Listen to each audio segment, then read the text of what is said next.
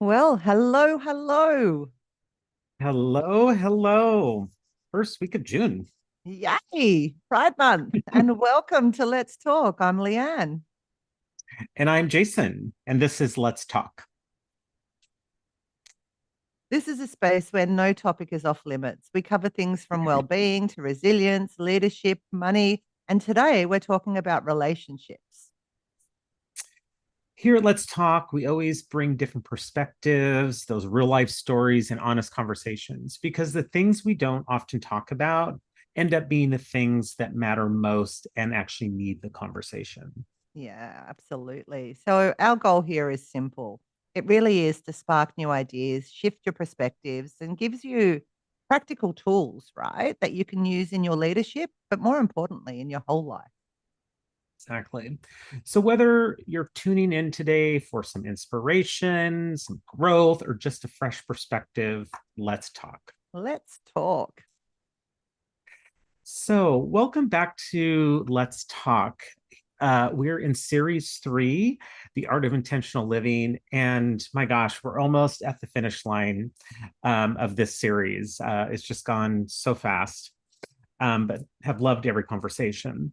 We have covered topics such as clarity, values, energy, how to build sustainable systems for yourself, how to create healthy boundaries, what it looks like to show your visibility and play bigger, the art of decision making, and of course, we spoke about money last week. And today we're going to talk about something that underpins every single one of those themes. It's the people in your life, your circles, your community, and your relationships. Because here is the absolute truth that most personal development content skips over. You cannot build an intentional life inside unintentional relationships. The people around you help to shape your beliefs, your standards, your energy, and your possibilities. They either lift the ceiling of what you think is possible, or they quietly reinforce why staying small is safer. So, today we're going to talk about how to recognize the difference between the two, and more importantly, what to do about it. Leanne? Yeah, it's a great topic today because we often fall into relationships and hold on to them, even though they may not Mhm. necessarily serve us, right? So I love the conversation that we're going to have today because it's really important to surround yourself with the right kind of people. But before we go into all of that, I'm going to start where we usually start, and that's the neuroscience, right, of our social world. Because this is not just a motivational conversation. The quality of your relationships is one of the most powerful predicators of your mental, physical, and emotional well-being. If we've got good relationships, we thrive. If we've got not great relationships, we may just survive. And here's what the neuroscience actually tells us because relationships are necessary. Humans evolved in tribes. We don't have Mhm. fangs, we don't have claws, we can't survive unless we're in a community, in a tribe. We're not wired for independence. We're actually wired for belonging. And connection is not a nice to have thing. It's actually our biological need. It's a basic human need. So when we connect meaningfully with others, oxytocin, the love hormone, is released. I call it the love hormone anyway, but it's really the hormone of bonding and trust, right? Like it helps us to feel safe and connected to people. Dopamine also fires in the brain, which is that creating that sense of reward and again, belonging. So, when we're in these relationships, we get oxytocin, we get dopamine, we feel good, we feel safe, there's trust in the mix. And the thing that's really interesting is that the cortisol levels, the stress hormone, that actually drops. So when we're around our social networks, oftentimes we walk away feeling better because that cortisone level is dropping. Our nervous system regulates itself around good people. And when we're in connection, where the brain registers safety. And unfortunately, when the brain registers loneliness, it sees it as a physical pain, not just an emotional pain. It actually increases inflammation in our body if we're suffering loneliness. It affects our immune system. So we get sick more often because our immune functions actually drop. Decision making deteriorates if we're in loneliness because we end up being quite risk adverse and pessimistic as opposed to making good choices and being more optimistic. And our resilience collapses because we're not necessarily able to bounce forward knowing that we're supported by people around us, right? So loneliness is actually an epidemic, and chronic loneliness carries the same health risks as smoking 15 cigarettes a day. Don't you find that wild?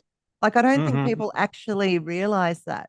It affects our health the same as smoking does. So, and we don't want that. Like, let's face it. So, Mhm. belonging is not emotional softness. That need to belong, to feel seen, valued, heard, is not softness. It's not a weakness. It's actually a preventative medicine, right, to all of Yeah. these health ailments. So we need to belong. We need to actually belong, but to good relationships. And there Yeah. is also what neuroscientists call co regulation. And that's when your nervous system does not operate in isolation. We've often spoken about mirror neurons, that we can pick up on other people's emotions, right? And if somebody else is stressed, we get stressed because of this co regulation, like we pick up on their thing. But it also works on the contrary. Our nervous system is constantly reading the emotional state of the people around us. And so if we're spending time with somebody who's calm, who's grounded, who's got an expansive view of the world, our nervous system actually mirrors that. But if we spend time with people that are anxious, that are negative, that are contracted, that are playing small, our nervous system actually mirrors that too, right? And that's really something that we need to be mindful of, because this is not a metaphor, it's actually neurological. We absorb the emotional state of the closest relationships, whether we realize it or not. And Mhm. this is why the people that you spend the most time with, are not just socially significant, they're psychologically significant too. And we, I think they are also mentally. So, like, if you think about the Mhm. significance, it affects your mind, your soul, and your body, right? It's that head, heart, soul kind of um, philosophy that comes into this. So the quality of the relationships dictates the quality of the life that we have. And if we're not choosing them intentionally, then we're falling into them unintentionally. And that's creating lots of patterns. Or we're avoiding them and fitting into loneliness. And that's creating lots of problems, health epidemics across the world. Because we're doing lots of this, but we're not doing lots of eye to eye, belly button to belly button social interactions. Yeah. And a couple of things that came up for me, Leanne, when you were talking about like the loneliness and the cortisol and all that kind of stuff, it made me kind of reflect back to the pandemic, right? Mm. Where, I think loneliness was at an all-time high. Um, and I know that like a lot of people, including my own self, um, gained weight Yeah. during the pandemic, but I'll tell you, it was some of the hardest weight to actually lose Yeah. Because it was emotional post. eating, right? Right. Yeah. And just, I think the larger amounts of, especially being a social person, um, I mean, thank gosh, we had FaceTime and all that, but I think at the end of the day, that wasn't like enough Yeah. to like really get your psychological head, heart, and soul needs met, like on the relationship front. And then the other thing that you were talking about, my gosh, I just forgot what I was going to say. Well, Had let me something say to do. something about that weight thing that you just said, because cortisol carries weight in the belly, like it makes Yeah. weight stick in the belly. So, the more cortisol we have, the more our bellies expand, which is not great.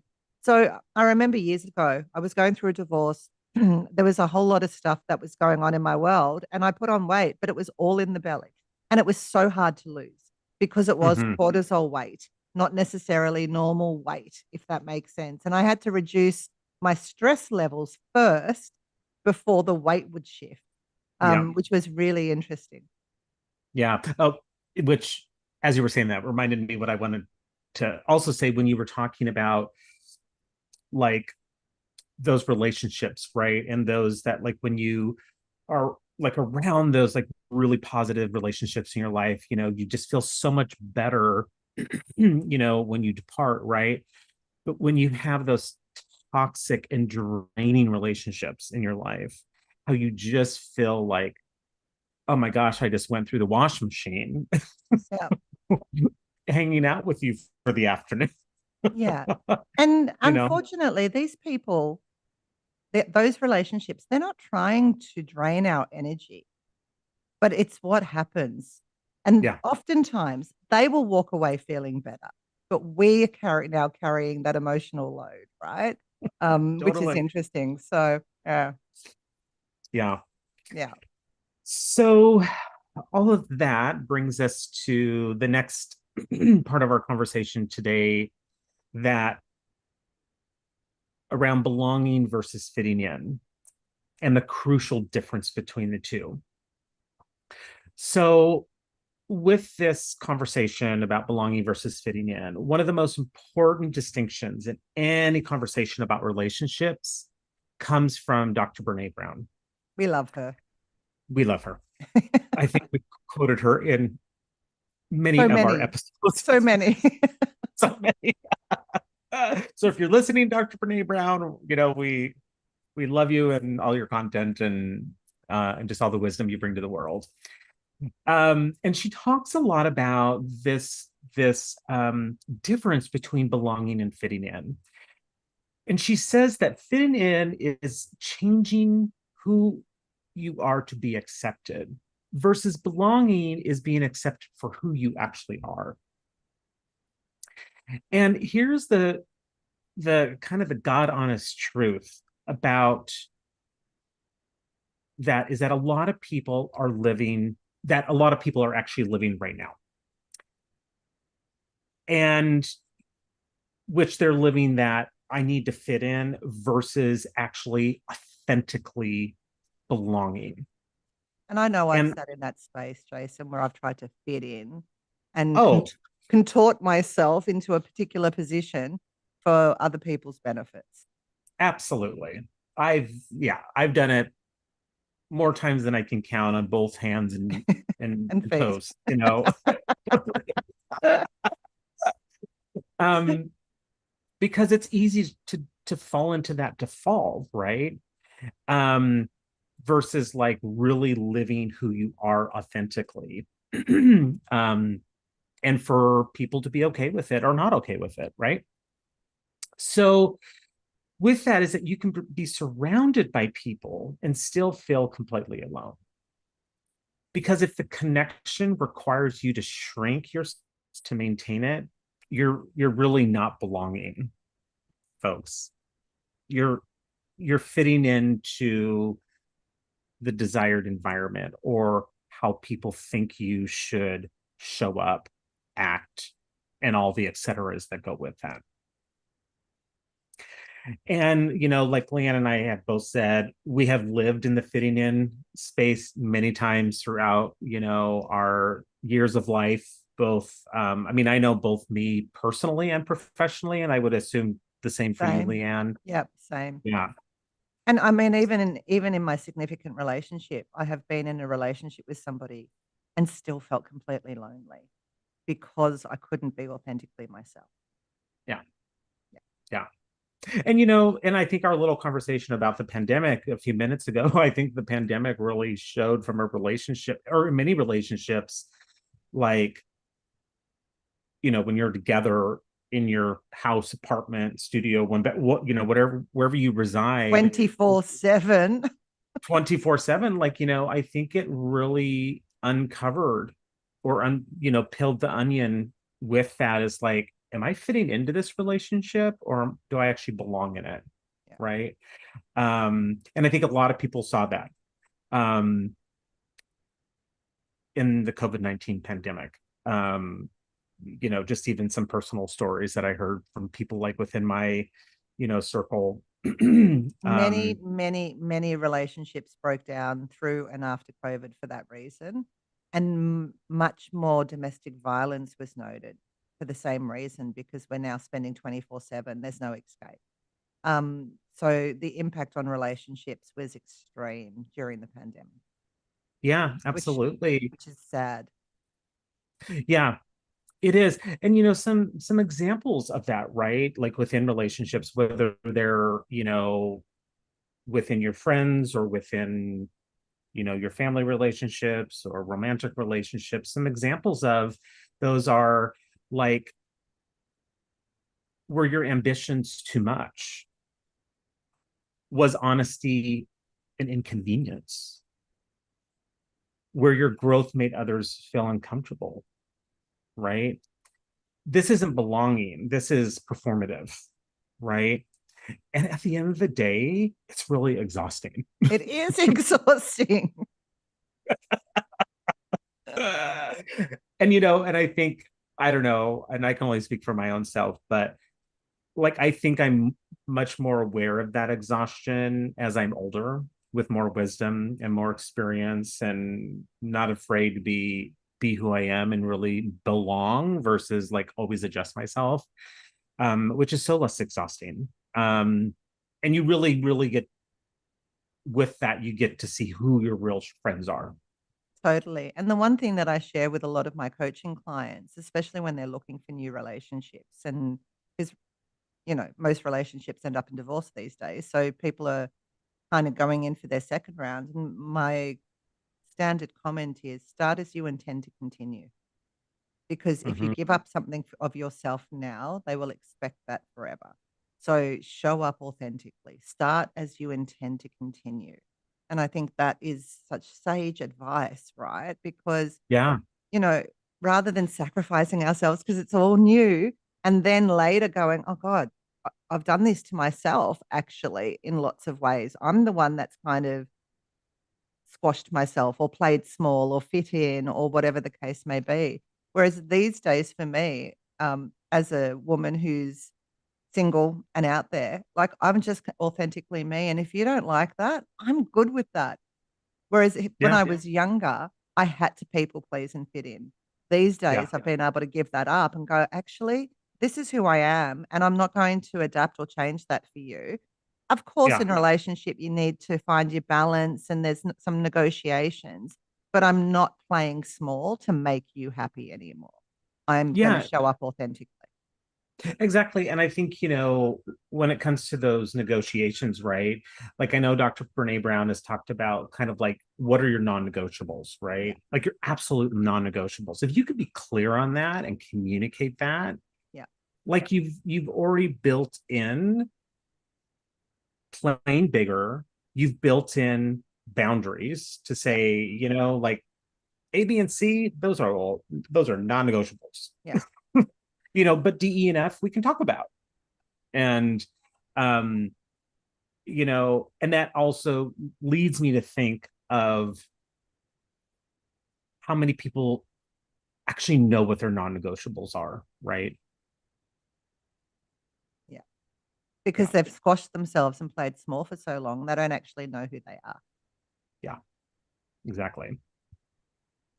So yeah, so this performative connection, which is showing up as this like curated version of yourself, can actually increase your anxiety and loneliness over time,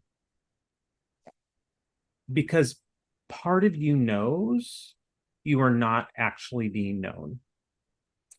So I'll leave you with this before I turn it over to Leanne, is true belonging does not require you to be different. What it does require you to be is honest. Authentic, truthful. Yeah, I love that. Yeah. Yeah. Yeah. So let's get practical here, right? Because this episode is part of a series about intentional living, not living by default, but actually intentional living, which means being intentional about who you let into your world, right?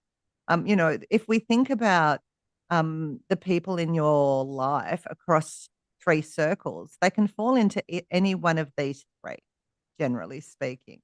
The first circle is your inner circle. These are your core few. These are the people who know you, the real you, including the parts of you that you might not like necessarily, the parts of you that might still be a work in progress, but they know you and they're there for you. The inner circle will also tell you the truth. They won't just pee in your pocket. They'll actually tell you the truth with kindness, but with truth. And it's one of the things that I value most in my inner circle is that my friends will smack me upside the head if I'm being not my best self. If I'm showing up, playing small, doing stuff, right? They will hold me to account to who I really am. And I love that. Like they tell me the truth. They don't just kind of ruffle my feathers or, give me false praise. That's not what I want. I actually want you to tell me if I'm acting like a fool. They also will celebrate your wins with you without jealousy. Like they're authentically happy for your success, for your growth, for your development, for your good. And they call you forward when you're playing small. And I love that too, right? They don't kind of pull you back and go, oh no, sit with my fear. I don't want you going there because what does that mean about me? They'll actually champion you and challenge you forward. And they hold space when things are hard, right? Like they can sit in the yuck with you. So this particular circle, this your inner circle should be quite small and it should be chosen with care. Like this is the one that you really have to spend your time thinking about. Who is in my inner circle that I'm spending time with? That are they helping me to grow, to expand? Are they calling to the best of me, or are they holding me back like a ball and chain? Right. And we need to think about that. The second circle is the growth circle. And these are people who inspire you and challenge you. These are the ones who are operating at the level or working at the level that you want to work towards. They expose you to new thinking, to new standards, to new possibilities, right? So, and that they make you feel that your goals are normal and not extraordinary or not too large. Like they'll cheer you on from the sideline and they'll actually give you a step up because oftentimes this growth circle, they're already there. And this circle expands your identity and who you actually are. When you spend time with people in your growth circle who are doing what you want to do, your brain recognizes the potential and it also believes it's possible for you too. So it's really interesting that we should look for, intentionally search for people, mentors almost, in this growth circle that will help us to step up to our next level. Yeah, And Leanne, yeah, can I mention this one thing? sure. Because you got me thinking actually when you were going between like your The your inner inner circle circle. and your growth circle. Yep. Because oftentimes, and I think this is just kind of like a default that we as humans and human nature fall into, right? Of like, well, the people in my inner circle have to be the most, like, I've known them the longest. I've, like, they have, when I say known the longest, like, meaning that, like, okay, maybe I've known you since college, I've known you 25 years or something like that. But what I found actually is in my inner circle, like it's not necessarily the people who I've known the longest in life. No. Um, some are, yes, but I just want to kind of put that out for our listeners that, to challenge their own thinking when it comes to these two circles, right? That you've talked about, that they don't necessarily have to be people who've been in your life 5, 10, 15, 20 years. No. I mean, because like I can honestly say, like you're definitely part of my circles. Yeah. And we've known each other like Maybe, a year and a half. yeah, maybe, yeah, truthfully, yeah. Yeah. And I would agree with that because it's not about length of time. It's about the quality of the relationship. Yeah. If people see you, all of you, and stick around and they celebrate the good, the bad, and the ugly, because let's face it, we all have that. If they inspire you and grow you, that's what's important, not the length of Yeah. time. Yeah. And like you, Jason, I've got friends, in my inner circle that have been part of my world for a very long time. And I've got new friends like you who I've known for a shorter period of time and I trust implicitly, Mhm. and I know that you've got my back and I know that I've got yours. So that's what really it's about. It's about um, the care and consideration that allows you to step into you authentically. And I think Yeah. that's super important. And I think of like an amazing variable with our relationship, right? Is we've never met each other in person. I know. One day, One day Mufasa. soon. One day. Yes. So, so that even can happen virtually too, Yeah. In different parts of the world. So I just thought that was just kind of important to, because I can kind of think of some folks in my life who might think, well, I've got to choose the people who, been there 15, 20 years. And I'm like, well, probably some, yes, but others probably no. So, No, no, um, not if they don't help you to grow and not if they correct. don't appreciate all of you. No. Which brings me to the third circle. And this is the one that I think we need to spend time considering, right? We've got to choose and those in our first two circles, the inner circle and our growth circle with intent. And this one we need to think about because it's the energy audit circle, right? It's the ones who are draining you. And this is really a harder conversation to have. We don't like having this conversation because the truth is that not every relationship in your life is serving your growth. So some of those long termers, they might be in this particular group.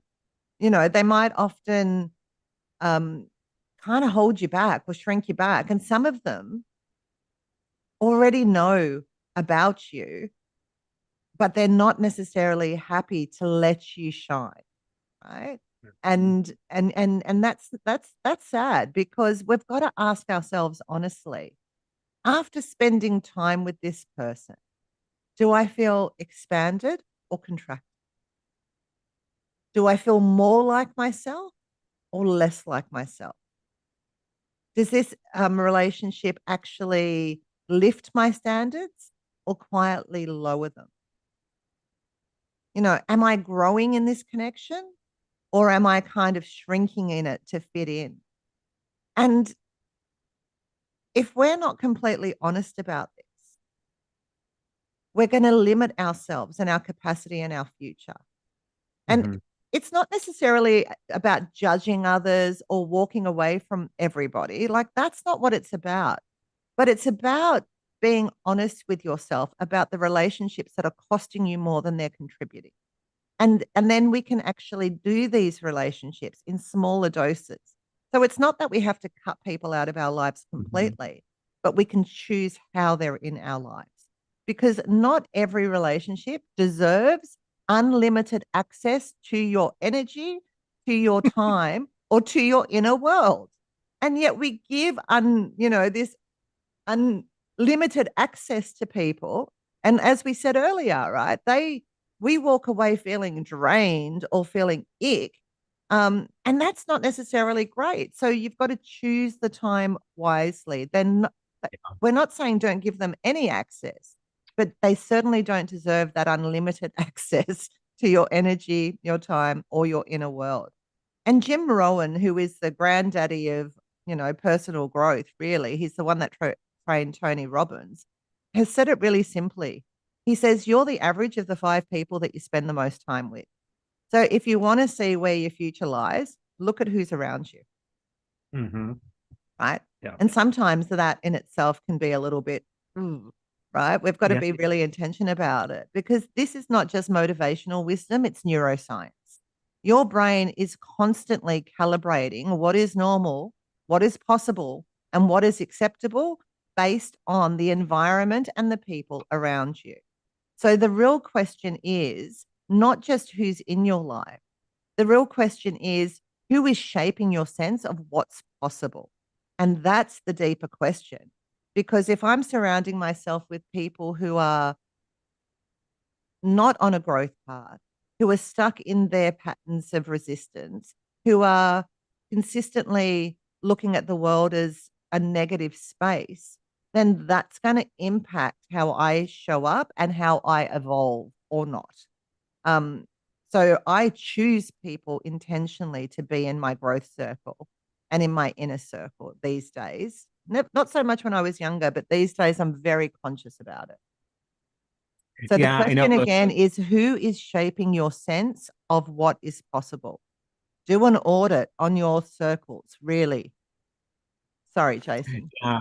Oh, no, no, no. I mean, it kind of lends me to think, right? Like when you're at that kind of halfway mark at life, right? It's like you reevaluate, Everything. like, everything. Everything. And what this particular section that you were just talking through, Leanne, I mean, it really makes me think too, right? Of like those people who I know just are going to drain energy, right? And it makes me reflect on like, okay, when I'm around them, how, what is my nervous system doing? Mm. Right. How does my body feel?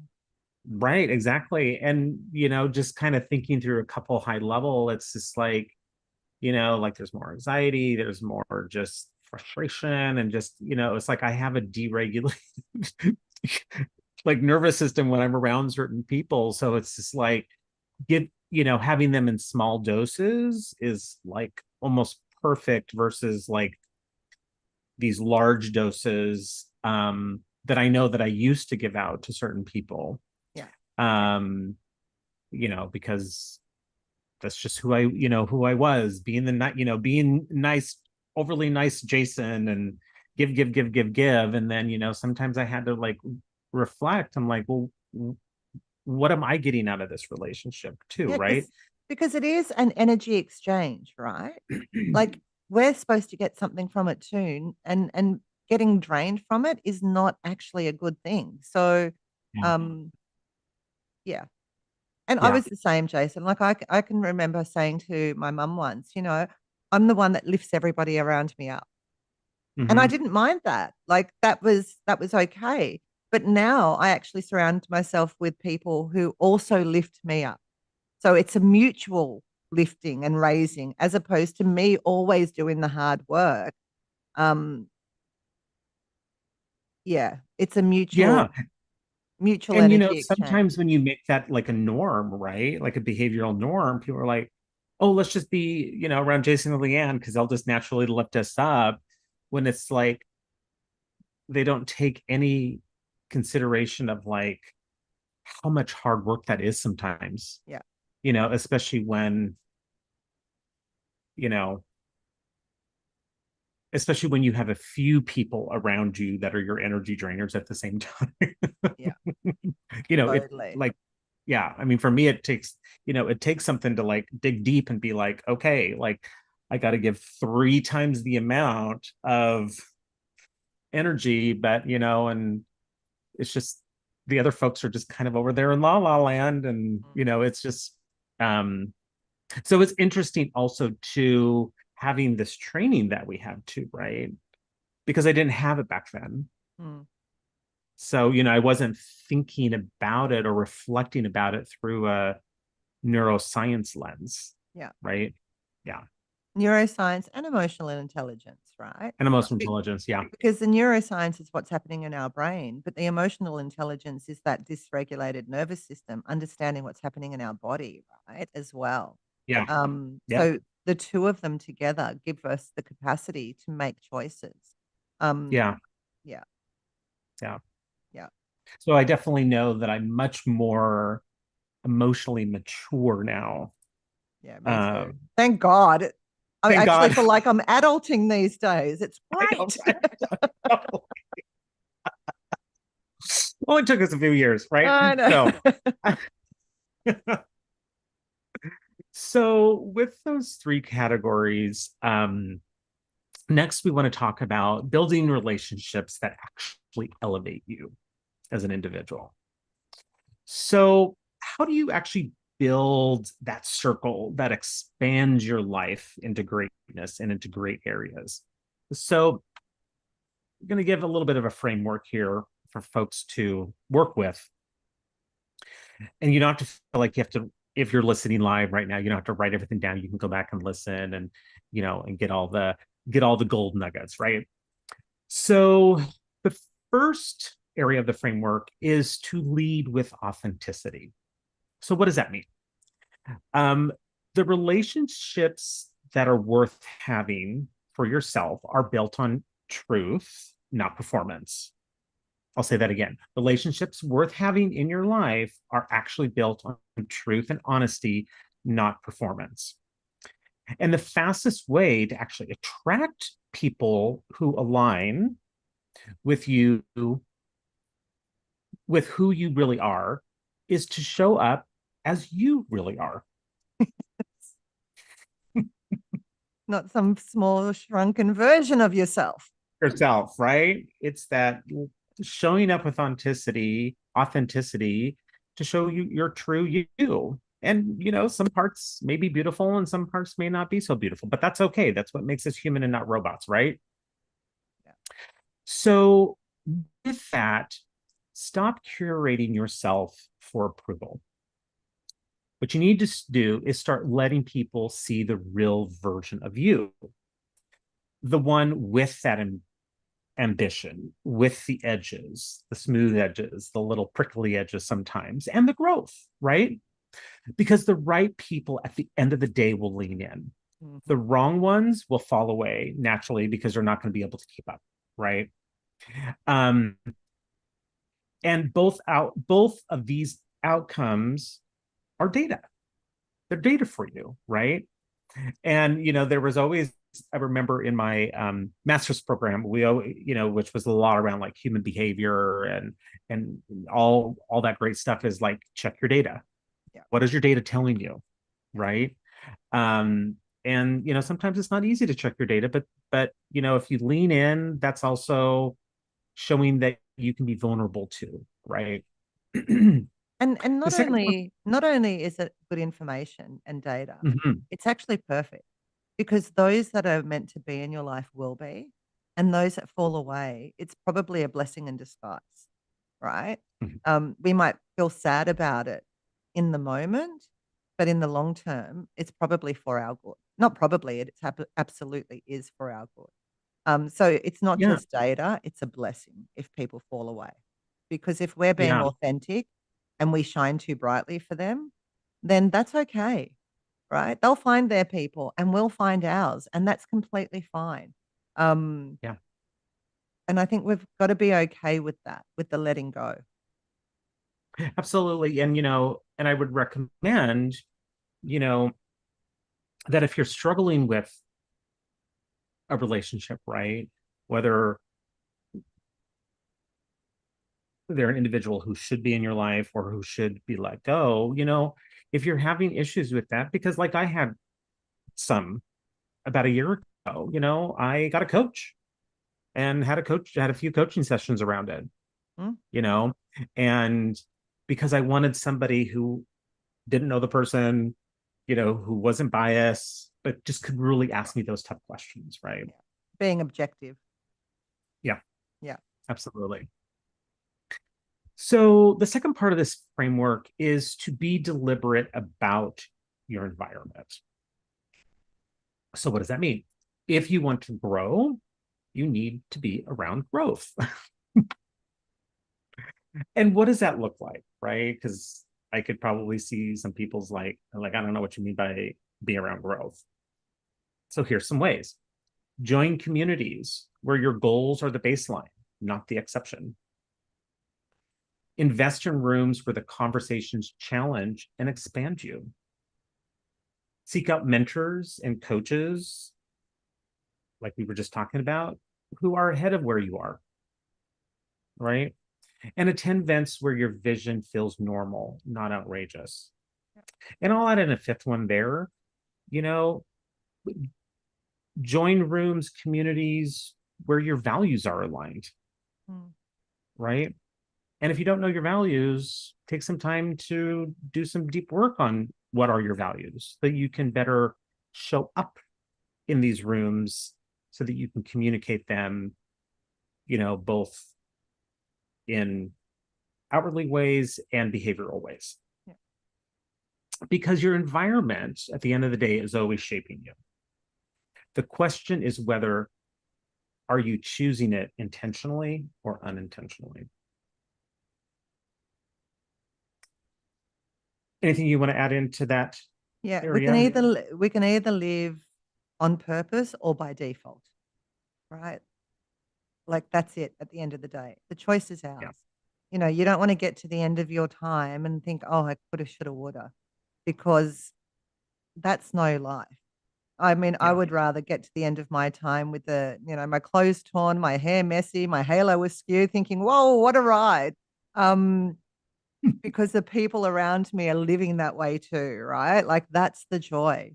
It's not in the playing small, it's in the expansion. So, yeah, I would say definitely actively search for environments that you can put yourself in, even though you Mhm. might be shy, even though you might not like to go to things on your own. Like, you know, Oprah Winfrey came to town here in Australia late last year. And I asked all of my circle, anyone interested in coming? They all said no. And I had a choice in that moment. Do I not go? Or do I put myself in a room with other people who are also open to learning, to growth, to development? So I made the choice and I went on my own. We've also got Tony Robbins and the guy from Diary of a CEO coming out here in September, right? And I've done the same thing. I've put it out to my network and said, hey, I want to go. Anyone interested? Um, and even if they say no, I'm getting myself a ticket anyway because Yeah. I want to put myself in rooms with people who have, I call us the weirdos almost, right? But they're the ones that are striving, who are growing, who are learning, who are evolving. I don't want to be stuck in a rut. So sometimes we've got to have the courage to do it alone. And that's okay because then you'll meet other weirdos that are like you there and form new friendships that might actually become part of your growth circle or your inner circle. And that's okay too. Exactly. Exactly. No, I've done that myself too, where, I've asked people to go to whatever event. And they're like, no, that's not really for me. I'm like, okay, well, I'm gonna go by myself, but I'm going. Yeah. I'm going.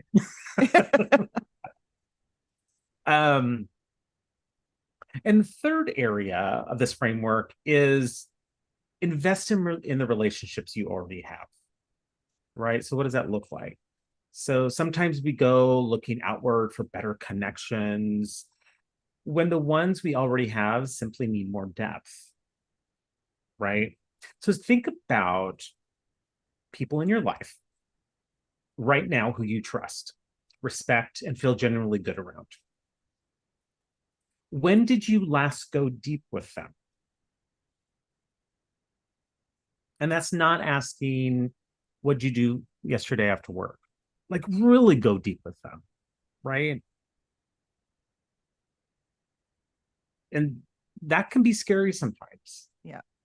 because sometimes you're like, well, like I know this person and, they're fun and da da da da. But sometimes when you go deep, you learn a whole lot more.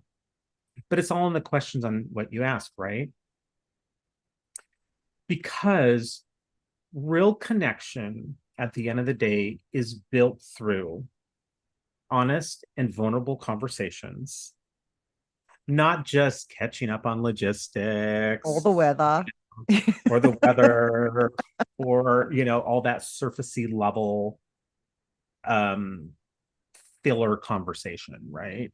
And it's also about showing up consistently, not just in a crisis, right? And sometimes you have to take a look at your friendships too in relationships. It's like, who are the people that show up consistently? And who are the people that just show up when it's like, something major's going on in your life and they have to be there and da da da da, right? It's Or the also, opposite to that, the ones that don't show up when you're in crisis. Yeah. They're just the fair weather friends, but when the going gets tough, like they're the first to retreat, right? Yeah.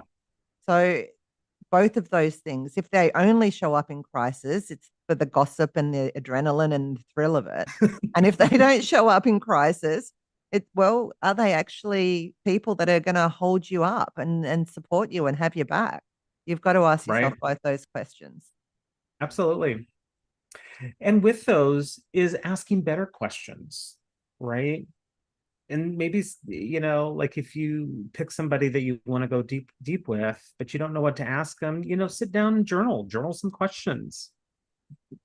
Be curious, be that kid again that isn't afraid to, like, that doesn't have the filters and all that built in, to ask those questions that may sound stupid, or that maybe you shouldn't ask, but be that curious kid to, like, just ask some deep questions and get to know the person at a deeper There's level. also heaps of icebreaker questions, deeper questions, networking questions. Like if you check on the internet, there's Oh my gosh. thousands and thousands of resources around the questions that you ask, coaching questions, all sorts of stuff that will take Yeah. you to that next level of depth.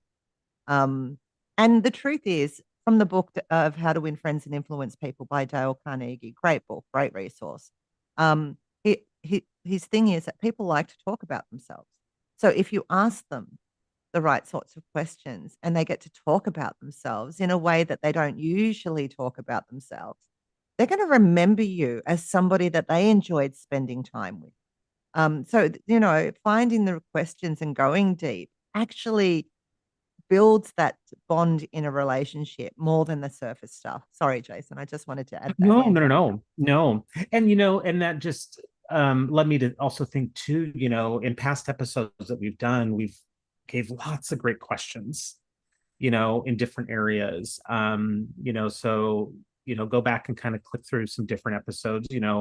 Um, there's kind of towards the end, there's lots of great questions that we've put in, I know, in this series alone, Yeah. which is quite a few episodes. So, check out those questions too. And the last thing is to be emotionally present, not just physically present, you know. Um, and there's a difference in that. Like, being emotionally present versus just physically there and kind of being performative, right? um where, if you can be authentic with whoever you're with, your emotion is going to show up at a deeper level for them, and there's going to be different connections that happen there too. So just remember to be emotionally present, well, whether that's emotionally intelligent presence, emotionally mature presence, resilience, there's tons of et cetera that go along with that. Yeah. Yeah. So, Jason, I love the first three tips that you've shared so far, leading with authenticity in yourself. The second one was about being deliberate about the environment and putting yourself in the Mhm. right rooms. And this third topic around um, really showing up, and I think we've got some beautiful, beautiful things here. And I'm just going to add two more to this. The fourth one to this framework is learn to let go gracefully. I've talked about letting go earlier, and I'm looping back into that now because this is the part that most people avoid because letting go of friendships feel like loss, and we can grieve that loss. But here is a reframe for you. Holding on to relationships that have run their course is not loyalty, it's fear. And do we really want to live our life in fear? It could be fear of conflict, the fear of the guilt, fear of the discomfort of change, or fear of being alone. Like fear shows up, right? But we don't want to just hold on to people and relationships because of fear. Because the truth is, not every relationship has to end dramatically. It's not like you've got to say, that's it, I'm never seeing you again. Sometimes It's simply just a quiet decision to invest your energy differently or invest less energy there, less time, less access, less emotional energy given to a connection that no longer serves either person very well. Because if it's not serving you well, it's also potentially not serving them well because you're not showing up authentically for them either. Right. So it's again that energy exchange. So again, I just want to say letting go of relationships that have run their course is not abandonment, it's alignment. And because this series is about living intentionally, alignment is key. So, really think about that. And then the fifth thing that we want to talk about, part of this framework, is give what you want to receive.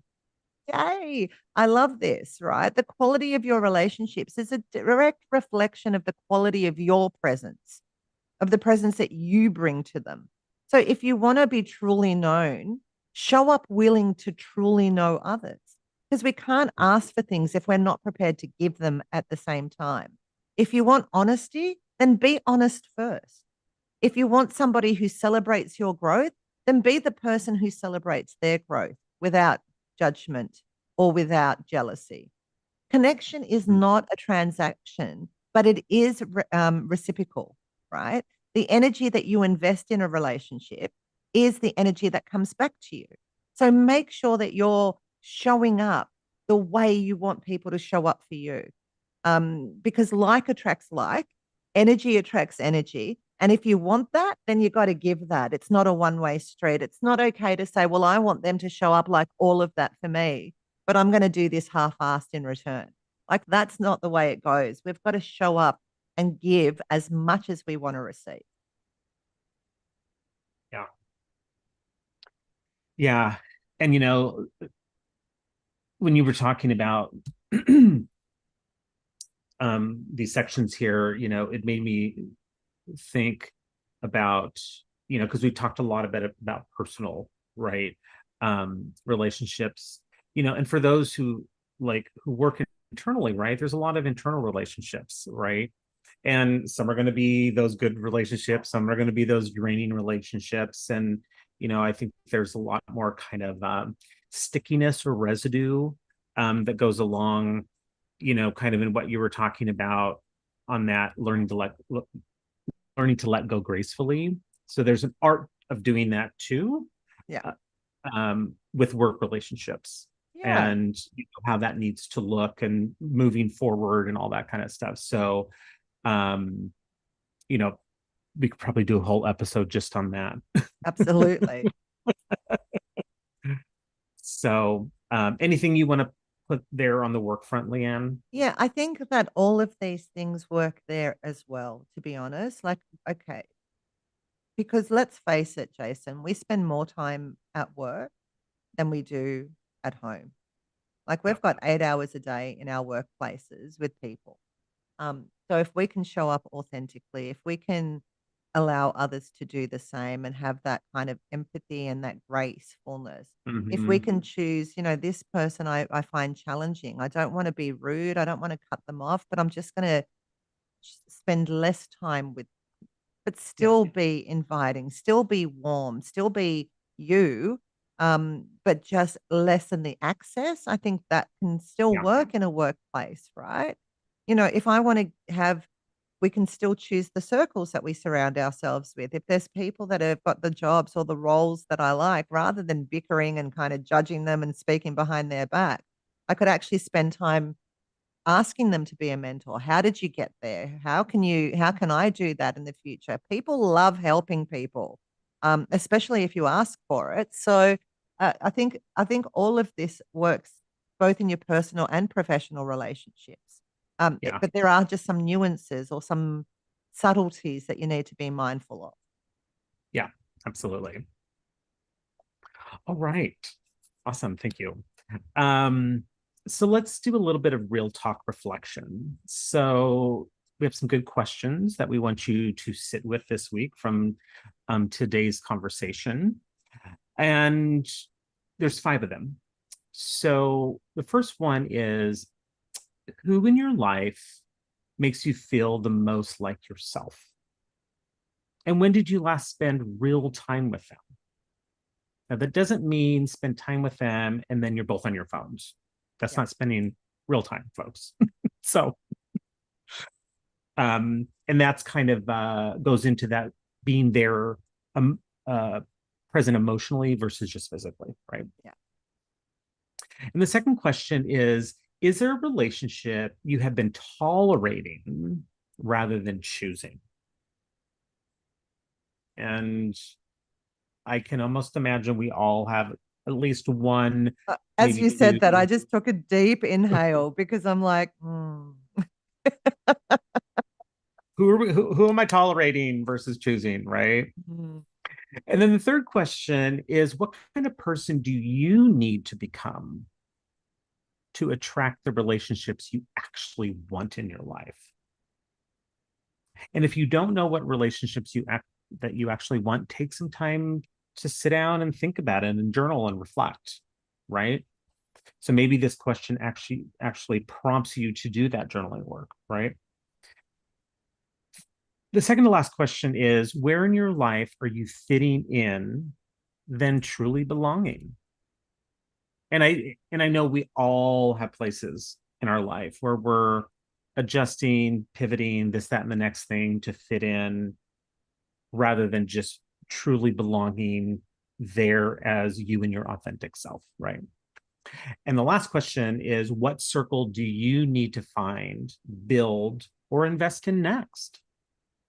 You know, that could be a growth circle. That could be, maybe you need to do some work on your inner circle. Sometimes there's house cleaning you need to do, and that's okay. Um, but what circle do you need to find, build, or invest in next, to continue to be the best version of yourself and to show up as that best version? And yeah, because we can build it, we can create it, but we have to know who we are first, right? Yeah, And yeah. it is about our evolution. We're always evolving. So I love that. And the one thing that I want to say here is a little bit personal, but one of the greatest gifts I have ever given myself over the past decade has been becoming very intentional about who I let close. And this has meant really some painful decisions for me.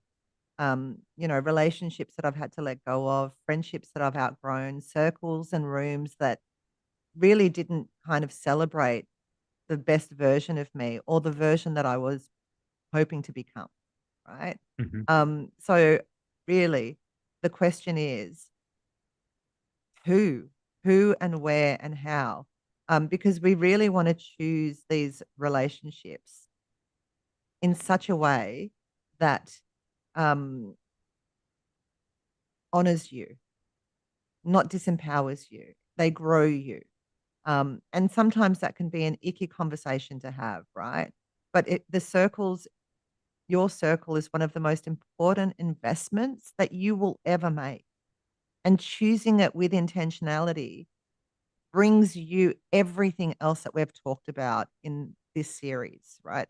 If you've got the Mhm. right people around you, your money changes, your opportunities change, your goals align, like everything else that we've discussed in this intentionality, living with intention is so important. And the quality Mhm. of your life is inseparable from the quality of your relationship. So choose your circles on purpose, if I can say that really. And like I said, sometimes it's painful decisions in the letting go, but you're worth it for the alignment of your soul. Yeah. Yeah, Yeah. some powerful stuff there, Leanne. Yeah, I know. And it speaks to me because in the last few years, I've really I've lost a relationship or 2, maybe even 3, and one of them was one of my oldest friends that I've known for the majority of my life. But I just got to see that we were no longer in alignment, and I could not allow some of the behaviors and the thought patterns into my world. Um, And it was a really hard decision. And occasionally I think, oh, maybe I should, but it's like, no, I can't allow that into my world because that's destructive to me and my family. Um, so sometimes we have to make these decisions, albeit sad and painful. Yeah, absolutely. So I think with that, I think we're ready for our top 3 tips Yep. and resources. All Let's right. do it. Let's do it. Do. Okay. All right. So from today's conversation, the top 3 tips that we want you to walk away with, besides those amazing questions for you to sit with, and reflecting um, um, information that Leanne was just talking about, is one, to remember that your nervous system co-regulates with the people around you. So your relationships are shaping your biology, not just your current mood that you're in when you're around them. And I think that alone are shaping your biology. I think like sometimes that can like hit you as a ton of bricks. Be like, Mm-hmm. wow, okay, like is my biology being shaped in a good way or not a good way? Right. And then secondly, it is that belonging requires authenticity. Fitting in requires performance. And at the end of the day, you cannot have both. You got to choose one. And let's face it, authenticity feels so much better. So much better and so much less exhausting. Yeah. And then thirdly is intentional relationships require deliberate choices. So who you invest in, who to let go of, and who to seek out next. Right? So who do you want to continue to invest in? Who do you need to let go of in a healthy way? And who do you need to seek out next? Right? So anything else you want to put in there, Leanne, for No, those I think three? I think they're great. Awesome. Okay, over to you. So again, we've got a lot of resources and you don't have to go through all of them, but there are some great things here to look at. First, I'll start with the book. So as usual, we have a Brene Brown book because we love Dr. Brene. And Braving the Wilderness is the first book. And this is really a powerful exploration of true belonging and what it means to be accepted for who you actually are rather than who others want you to be. And it's really is that distinguishing between belonging and fitting in versus authentically showing up. It's an essential book for anyone who's ever shrunk themselves to fit into a relationship or a room. The next one is by Matthew Lieberman, Why Our Brains Are Wired to Connect. And this is a neuroscience of human connection. It's written in plain English, it's really compelling. And Lieberman shows that our brains are built for social interaction first, and that disconnection activates the same pathways in our brain as physical pain. So, really, again, it's a good book if you want to get a bit deeper in the neuroscience. The next one is my all-time favorite book that I've read in the last few years. I've actually read it twice and listened to it on Audible once, right? So 3 times in the last year or 2, and it's called It Belongs With You by Gillian, Turecki. And it's a really refreshing, honest book about the quality of your relationships, but, it really challenges you to take responsibility for the patterns that you bring to connection. So it's a perfect book for anyone ready to build a more honest, elevated relationship, but it begins with you. So even the relationship that you have with yourself. I found it to be a fabulous book and I've recommended it to many, many, many people. So it's one of my all-time favorites to read, I have to say. And the last one is from the granddaddy of relationships, John Gottman from the Gottman Institute. And it's called The Relationship Cure. And this is research on what makes relationships thrive or connect. And he's built this research on decades of studying real couples, real teams, real friendships, real people, right? This book reveals that connection is built and broken through the small, everyday moments, not necessarily the grand gestures. So, highly recommend anything from the Gottman Institute in relation to relationships, actually. But this book is a good one. And then obviously, we've got some TED Talks, The Power of Vulnerability by Brene Brown, What Makes a Good Life by Robert Wallinger, and The Secrets to Living Longer by Susan Pinkter. And then some YouTube things that are a bit longer to watch. The Reason You Feel Lonely by Mel Robbins, and The Social Brain and Its Superpowers by Matthew Lieberman. So there are lots of resources. Again, we'll post it into our channel. So that way you've got the access to the links, etc. But it begins with you as a fabulous book because yes, it's about relationships, but the first and most important relationship you have is the one with you. Yeah. Awesome. Okay. So, episode 32, which is the second to last episode in this series. And this is one that we have been building towards throughout this whole series. It's on the art of reinvention, knowing when it's time to evolve. And so this is going to be a good one. There's going to be a lot of great nuggets. And live broadcast times are next Wednesday here in the States at 4:30 p.m. Pacific time, and streaming live in Sydney, Australia on Thursday, June 11th at 9:30 a.m. Australian Eastern Standard Time.